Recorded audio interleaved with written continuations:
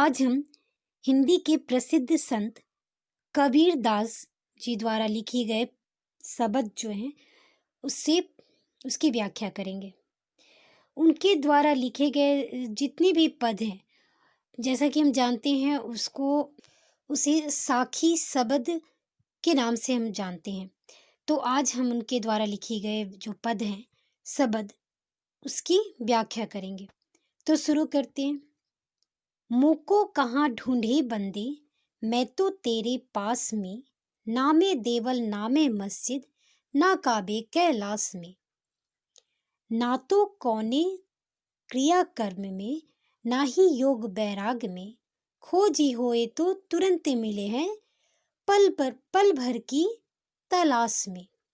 कहे कबीर सुनो भई साधो, सब सांसों की श्वास में। इस पद के द्वारा कवि जो है वह स्पष्ट करते हैं कि ईश्वर सब जगह व्याप्त है।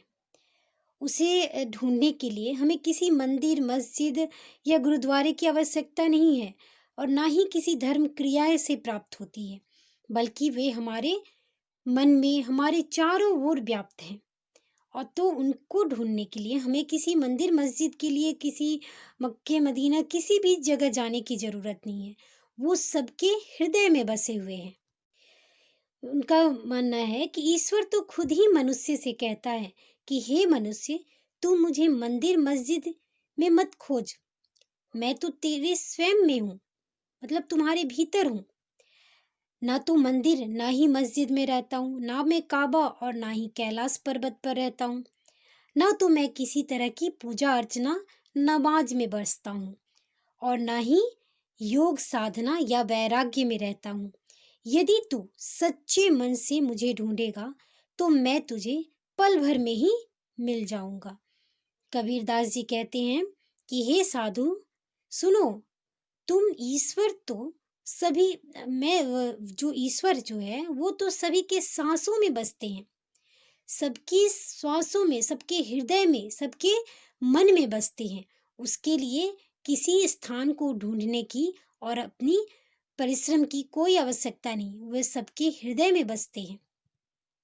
इस पद के माध्यम से जो कवि ने है ईश्वर के बारे में ये बताने का प्रयास किया है कि ईश्वर सर्वव्यापक है और वे सभी जगह मौजूद हैं। कवि ने जो है इस पद के माध्यम से सहज, सरल और एकदम नॉर्मल जो जन भाषा जो है उसका प्रयोग किया है।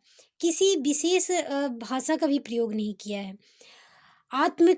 कथात्मक शैली का भी प्रयोग किया गया है और पूरे पद में जो है अनुप्रास अलंकार जो है उसकी भी छटा प्रदर्शित होती है। आगे है, संतो भाई आई ज्ञान की आंधी रे, भ्रम की टाटी सबे उरानी, माया रहे न बांधी, हित चित्त की द्वै दुनी गिरानी, मोह बिडलिंडा टूटा, तृष्णा छानी पड़ी घर पुपड़ी, कुबधि का भांडो फूटा, जोग जुगती करी संतो बांधी, निरचु चुवै न प्राणु, कूड़ कपट काया का नक्स्या, हरि की गीत सब जागी, आंधी पीछो जो जल बूठा, प्रेम हरि जन भीना, कहे कबीर भान के प्रगटे उदित भयातम खीना। अब कवि कहते हैं कि हे संतो, जब ज्ञान रूपी आंधी आती है तब भ्रम रूपी पर्दे उड़कर दूर हट जाते हैं। उसे माया रूपी रस्सी बांधकर न रख सकी है और न रखेगी। इस आंधी ने हृदय में दैत्य भाव रूपी स्पष्ट को नष्ट कर दिया है तथा मोह रूपी मजबूत जो मोटी लकड़ी को गिराकर नष्ट कर डाला है। यह जो आंधी तृष्णा रूपी छप्पड़ को उड़ाकर दूर ले गई है तथा कुबुद्धि का भेद स्पष्ट हो जा गया है, अर्थात कि ज्ञान प्राप्ति के पश्चात भक्त के मन में भ्रम, माया, दैत्य भाव ये सारे जो हैं वो समाप्त हो जाते हैं। तृष्णा, मोह, माया सब कुछ समाप्त हो जाते हैं। कवि कहते हैं कि जब मैंने योग साधना तथा संतों की मदद से इस झोपड़ी को दोबारा तैयार किया, तब इससे दुगनी रूपी पानी से एक बूंद भी नहीं टपकी। जिस समय मैंने मनुष्य की महिमा को मतलब मनुष्य के मन में जो हृदय ईश्वर की महिमा को जाना है, उसी समय मेरे शरीर से कपट रूपी कूड़ा जो है, गंदगी जो है, वो समाप्त हो जाती है।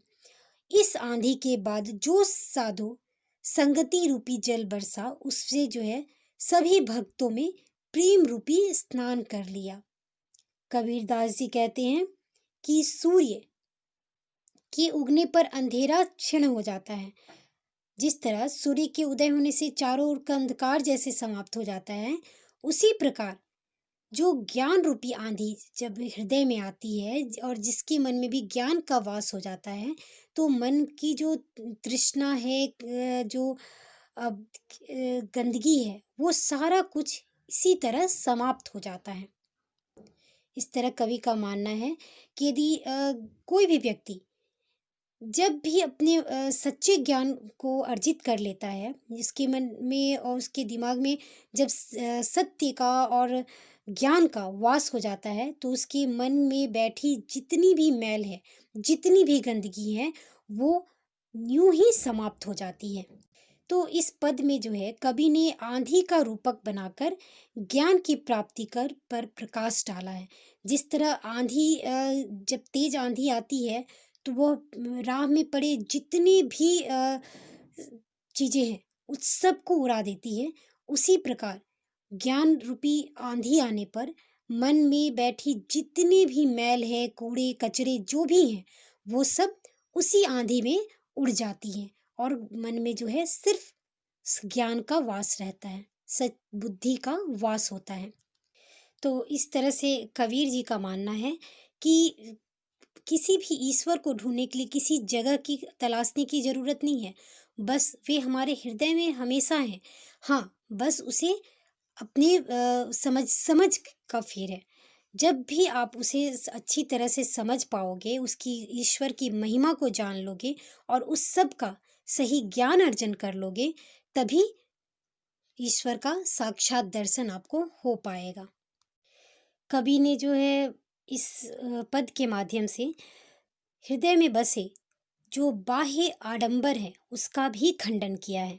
कवि ने मंदिर, मस्जिद, काबा, कैलाश आदि को बाह्य आडंबर माना है और उसका विरोध भी किया है। उनका मानना है कि इसे ढूंढने के लिए जो आदमी पग पग भटकते हैं, उस और अपनी राह तलाशने के लिए जो इधर उधर भटक रहे, घूम रहे हैं, उससे बेहतर है कि आप अपने मन में रूपी बैठे उस कूड़े को ढूंढिए और हटाने की कोशिश कीजिए। उसके लिए किसी मंदिर मस्जिद की आवश्यकता नहीं है, वो सबके हृदय में है। और ना ही ईश्वर जो है, ईश्वर सर्वरूपक और सर्वव्यापक है। ये बाह्य आडंबर तो लोग दिखावे के लिए करते हैं। तो इस तरह से उन्होंने इन सब सभी बाह्य आडंबर और जो कुंठिता है, जो कुरीतियाँ हैं जितनी भी, उन सभी का खंडन किया है। तो ये हमारा कबीरदास द्वारा लिखे गए पद जो हैं, सबद, ये समाप्त होता है। धन्यवाद।